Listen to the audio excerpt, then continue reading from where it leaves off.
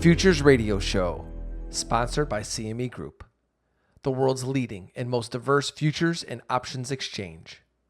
CME Group's markets help individuals and businesses around the world effectively manage risk.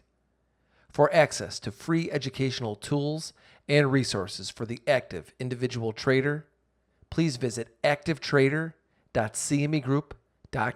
Every day, traders and investors dive in to tackle the ever-changing markets to find opportunity. Futures Radio Show is your number one source for answers to the questions that all market participants want to ask. Veteran futures trader Anthony Crudele sits down with the most influential leaders and top traders in the industry. Now, here's your host, Anthony Crudele. Hey everybody, thanks for tuning in for this episode with Tim McCourt. Remember, new shows are posted every Monday and Thursday. You can subscribe to the show on iTunes and YouTube. If you're enjoying the show, please leave a review on iTunes. Before I play today's interview for you, I want to give a shout out to the great sponsors of Futures Radio Show: CME Group, Trading Technologies, RJO Futures, and Top Step Trader. To learn more about these sponsors and the important things they are doing for futures traders, be sure to click on their logos on our website. Recently, I attended the FIA Expo in Chicago and sat down with Tim McCourt. He's the global head of equity products at CME Group.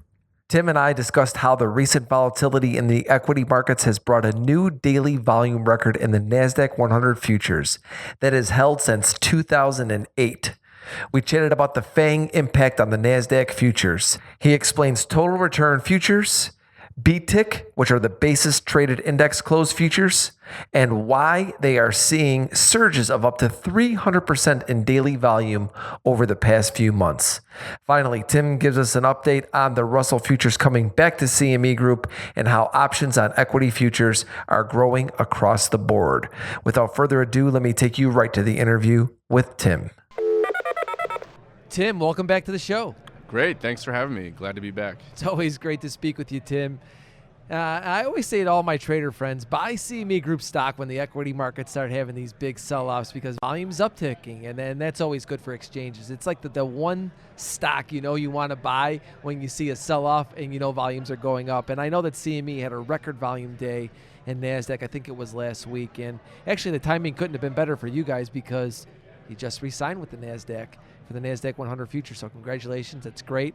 Love to see that at CME. So talk to us a little bit about the re-signing and a little bit about the volume record. Yeah, thanks. And it's actually, it's a wonderful time to be celebrating some of these volumes in Nasdaq because we just did re-sign our agreement with them, extending our rights through 2029. We have more than a 2-decade relationship with Nasdaq, and myself, CME, and our customers are very pleased to see that continue for the foreseeable future. And when we look at the Nasdaq itself, it continues to be a very popular futures in terms of volumes, in terms of how it's traded. It's benefiting not only from some of the volatility we've seen in 2018, but even if you look back to 2017, it was one of the few index properties at CME that was up year over year in 2017 versus 2016. So when we had a little bit of the return of volatility last week, the Nasdaq did have a single-day trading volume record on Thursday, October 11th, where it traded just under 1.15 million contracts. To put that in perspective, it shattered by, I say shattered, but broke it by about 1,100, 1,200 contracts, but a 10-year record. The last volume record was from September of 2008 for the Nasdaq. So this is quite a milestone for the contract. And market participants and customers are continuing to turn to the Nasdaq to trade during these volatile times. Wow, 10 years?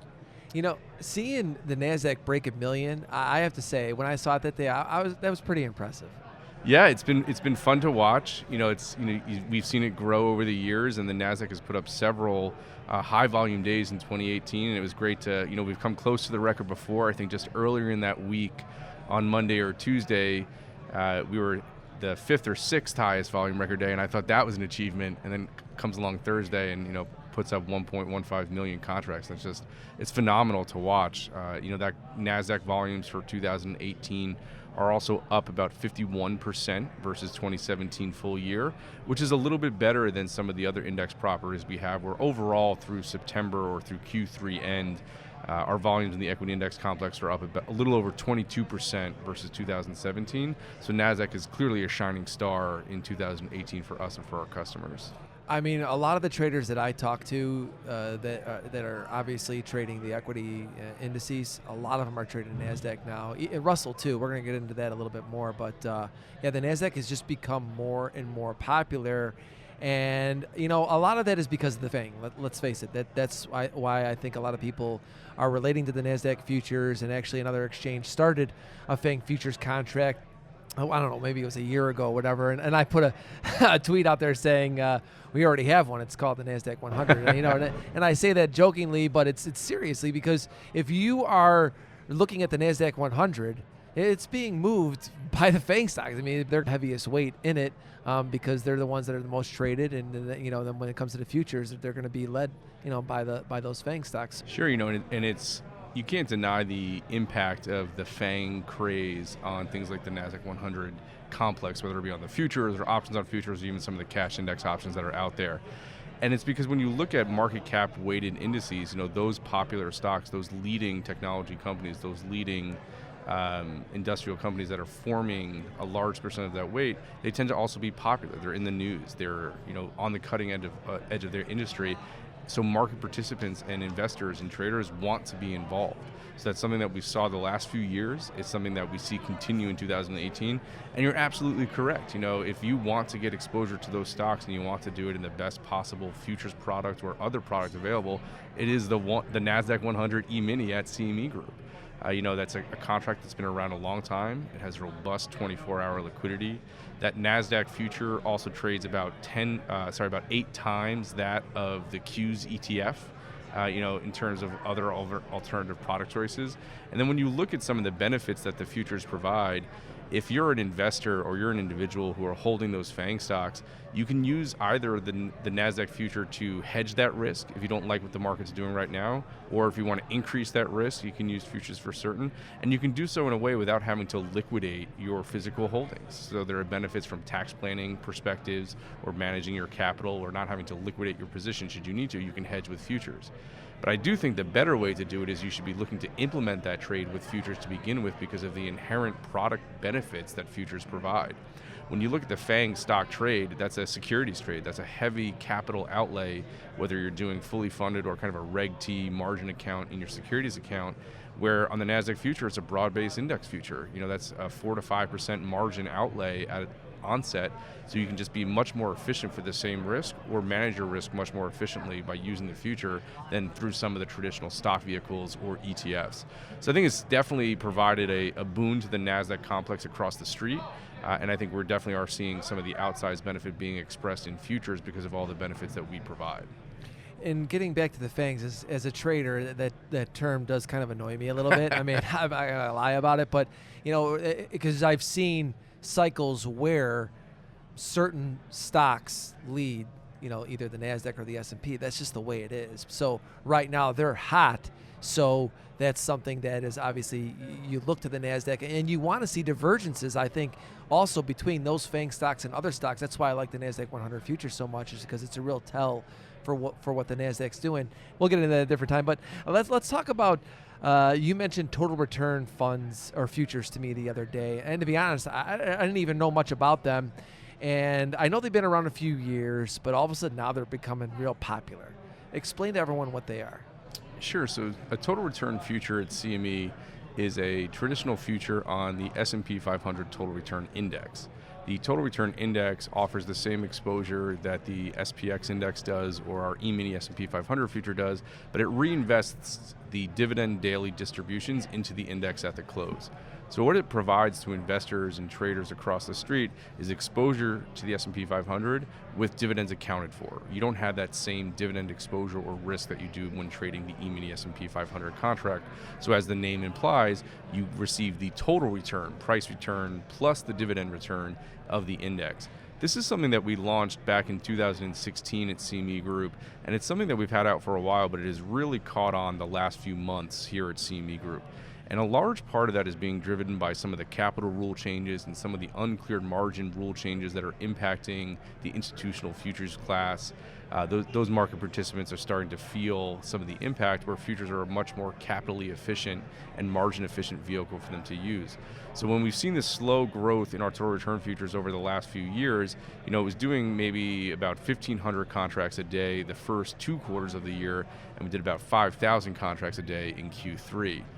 We're about a little over 210,000 contracts of open interest, just north of $30 billion of outstanding notional. So to kind of put up some of those open interest numbers from a contract perspective, as well as a US dollar notional value perspective for a futures contract that's just a few years old, is pretty astounding to watch. And customers are providing very positive feedback to us of the benefit that these futures are providing when they trade them alongside their other equity index contracts at the CME.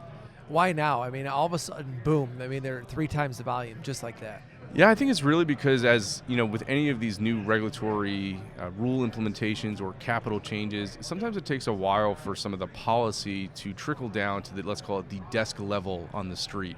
So more firms and more participants came in scope in 2018 for some of the things around uncleared margin rules.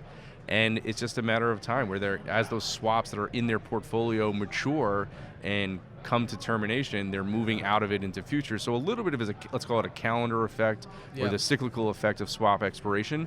And then you couple that with just the policy being implemented and being distilled down at the policy and perhaps P&L level, which is sometimes the biggest driver for an individual trader. They're turning to the total return futures as a better alternative than the traditional OTC or over-the-counter equity index swap. Hey everyone, I hope you're enjoying the show so far, but I want to pause and thank one of our sponsors, Trading Technologies. I started using TT in the year 2000, and I love it. It is by far the best trading platform I have ever used, and I've tried a lot of them. With TT, you can trade the global markets from virtually anywhere in the world.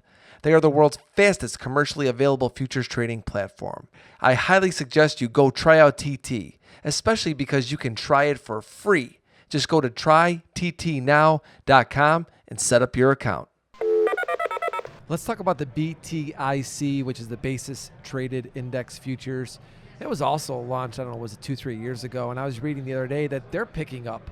Talk to us about that. Yeah, BTIC, or we call it BTIC, is the Basis Traded Index Close, and that's been another very strong, successful product launch at CME, where we introduced that at the end of 2015, and that allows market participants to trade the difference or the basis between the cash index or the official cash index and the future.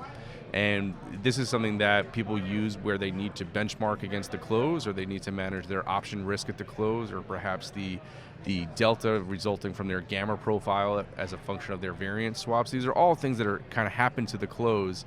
But traditionally, market participants have had to either use cash baskets or upstairs NAV trades and ETFs, and then use EFPs to get into futures. And we said there's a much more efficient way to do that, and that's via BTIC. Let's allow investors and market participants and customers to trade that basis against the close, against the official cash index in futures form without some of that other convoluted operational aspects. So customers have really embraced it.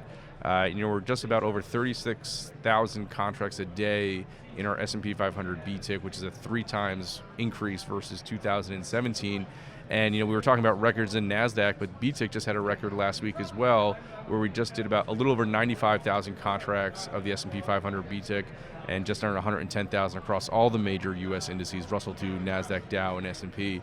So similar to the total return future, this is a product market participants are turning to in lieu of traditional OTC vehicles or kind of upstairs transactions, where they're now getting the same type of price discovery and trading around the benchmark, but with enjoying all the benefits that futures at CME provide.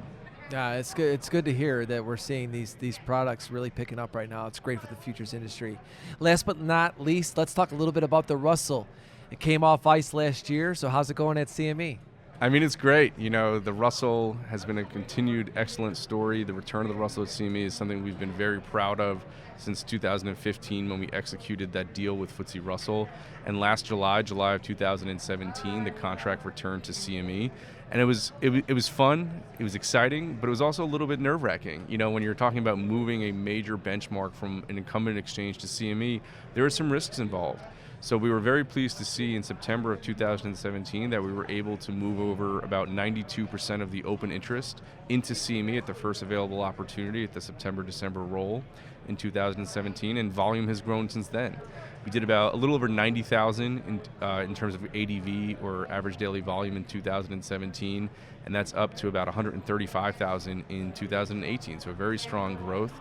We still have some work to do to increase those volumes and return the Russell 2000 future back to its rightful place of prominence in the futures ecosystem, but we're well on our way, and customers are enjoying all the margin offsets and capital efficiencies alongside the other equity index contracts, and even our options on futures on Russell 2000 are doing pretty well, doing between 3,000 and 4,000 a day there, which is also a significant increase that we've enjoyed since bringing the contract back to CME for options on futures. So it's great to see all of the aspects of the Russell 2000 offering really starting to take off at CME, and we're looking forward to continuing to bring it to new heights with our customers, and it's been really, really great to have it back. Yeah, that's awesome. You know, like I said earlier, many of my friends that are typically ES, which is the E-Mini S&P traders, a lot of them are trading, you know, the Russell and the Nasdaq now, so you're seeing those volumes grow. Everybody's still trading the S&P as well. That's always going to be the big boy, but definitely seeing growth spread out now, you know, among the other indices. Last question before I let you go today, Tim. You mentioned the options growth in the Russell. How does the options growth in the equities look across the board? Yeah, so you know, options on futures tends to be a pretty strong growth story for CME year over year. You know, where a lot of our volume is coming in the S&P 500 options, where they're up about 19% or just a little under 20% year over year versus 2017. And that continues to be strong. You know, we see some growth in the Nasdaq options on futures. I think they're doing about 10 or 11,000 contracts a day. The Russell futures, again, you know, doing between 3,000 to 4,000, but you know, some days you're doing upwards of 7,000 or 8,000 contracts a day. And options on futures just continue to be a unique tool for the marketplace, mainly because it delivers the future. You know, when looking at managing some of these broad-based index exposures around equity option expiration, it's a challenge to manage some of those resulting cash baskets, or how do you replace that delta. If you're a volatility trader, you know, you're not necessarily always skilled with managing a basket of 2,000 stocks to perfectly replicate the Russell. You don't have the same type of combo or synthetic market in the Russell that you do for some of the S&P products. So I think the option on a future where you could take or make delivery of that future in a seamless delta fashion at that observation at expiration is an inherent benefit of the product, and I think customers are really starting to use that as one of the tool of many they have across the street when managing their equity index volatility exposure.